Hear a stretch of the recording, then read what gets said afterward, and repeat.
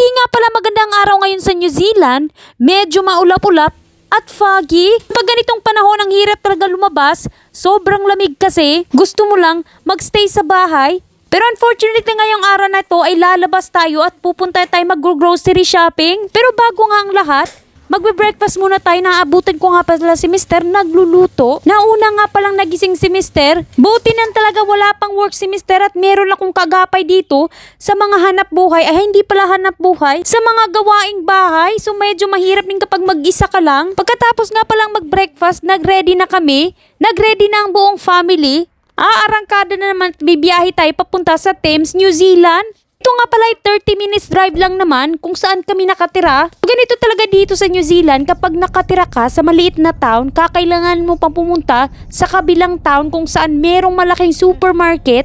Mas makakasave ka kasi at makakatipid kapag dun ka bumili sa tinatawag nilang pack and save. Bago ang lahat, bago kami mag-grocery shopping, chineck out muna namin yung bagong park nila dito sa Thames.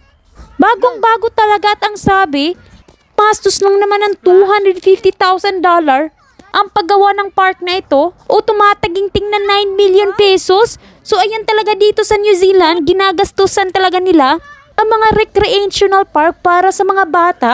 Maganda sana kung may ganyan din sa Pilipinas. May mga park kung saan-saan.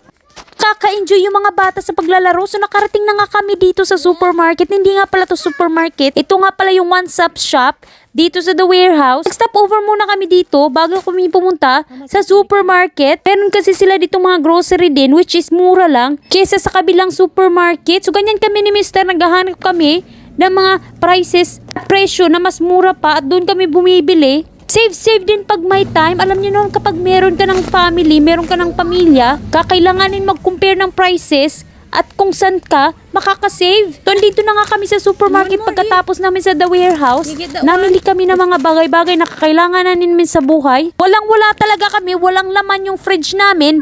Wala ding laman yung pantry namin. 0-0 talaga. Nung bago kasi kami umalis, nilinisan namin at wala kaming tinira. Para naman wala talagang masayang. Binigay na rin namin na magamit ng aking biyanan at ng mga pamilya ni Mister. Medyo matagal-tagal kasi yung bakasyon namin. So ngayon, stock up muna kami. Sobrang mahal pa naman dito sa New Zealand ng mga grocery. Kung sa Pilipinas nakakabili kami, 5,000 pesos, marami na yan, punuan na trolley. Dito naman sa New Zealand, kailangan naman talagang gumastos ng mga 20,000 para mapuno yung trolley. Ganyan ang cost of living dito sa New Zealand.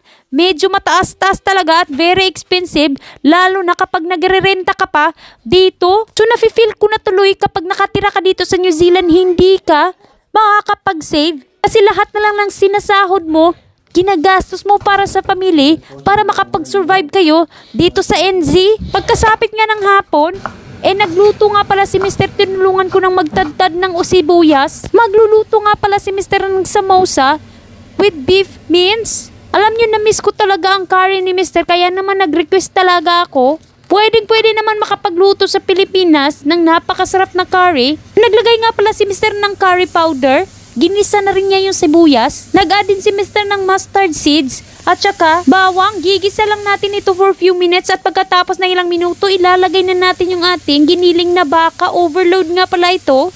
Dinamihan na ni Mister at bukas bibisitahin namin yung aking biyanan. Magdadali din kami ng samosa. Nagbalat din pala si Mister ng patatas at gagamitin niya, chop lang niya dito ng pa-square-square. Imimix din niya ito, ihahalo niya sa kanyang beef mince curry. So parang curry lang ito na ilalagay natin sa ating pastry puffs. Nag-add din si Mister ng chili powder, cardamom pods at saka bay leaves, salt and pepper to season. Hahalu-haluin lang natin ito. Mix together. At pagkatapos ng ilang minuto, mag-a-add pa more si Mister ng curry powder. Medyo kinulang kasi sa lasa.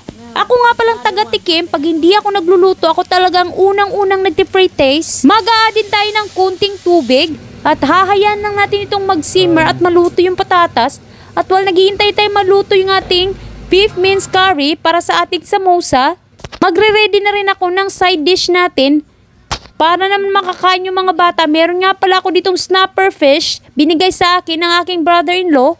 Nagtadda din ako ng broccoli, paborito kasi ng mga bata at na-miss talaga nila. Napakamahal ng broccoli sa Pilipinas. Pagkatapos nga ng ilang minuto, naluto ng ating beef mince curry at i-ready na natin yung ating pastry puffs. Papalaman na natin ito. Simpleng-simple lang naman, napakadali lang gawin. Palagi itong ginagawa ni Mr. kapag pumupunta talaga kami sa biyanan ko. Paborito kasi niya ito. After nga pala, is ready na. Lalagyan na natin ito ng egg wash para pagkaluto mamaya is brownish siya.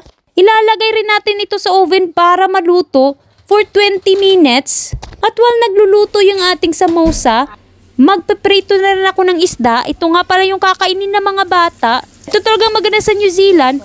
Kapag marunong ka mangisda, makakakain ka talaga ng priskong fish. So after few minutes, naluto na rin yung ating isda at ready na i-serve. Guys, we're having some, what we having? We having broccoli. Broccoli. Huh? We want to be healthy. Huh? We had some rice and some, have some rice and chicken. I don't want some allergy. Huh? I want to tiny broccoli too. Who missed the broccoli? Broccoli. Sai. Look at my broccoli. Yeah, you love, you eat it. You show mommy you eating the broccoli. I'm vlogging it. Mom. Okay. Ah, very good. Good girl. Because good boy. Wow, very good boy eating broccoli. My tomato sauce with broccoli. What? Fish. Don't steal my broccoli. Oh, I don't have broccoli. Stop. Mini vehicles. Hey, Silas, stop it. What is that? Salsa. Very hot samosa. Hey, wow! Our dinner for tonight? Made by Dad.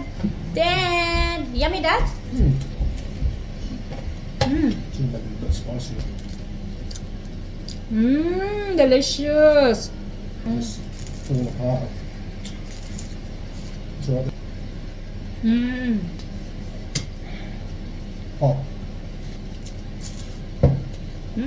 So yan, pagkatapos namin kumain, naghugas agad ng mga pinggan. Kagapay ko nga pala si Mr. ngayon sa paghuhugas para mapadali at two is better one nga daw. So guys, thank you for watching this video. I hope nag-enjoy kayo at sa susunod naman na vlog. Bye!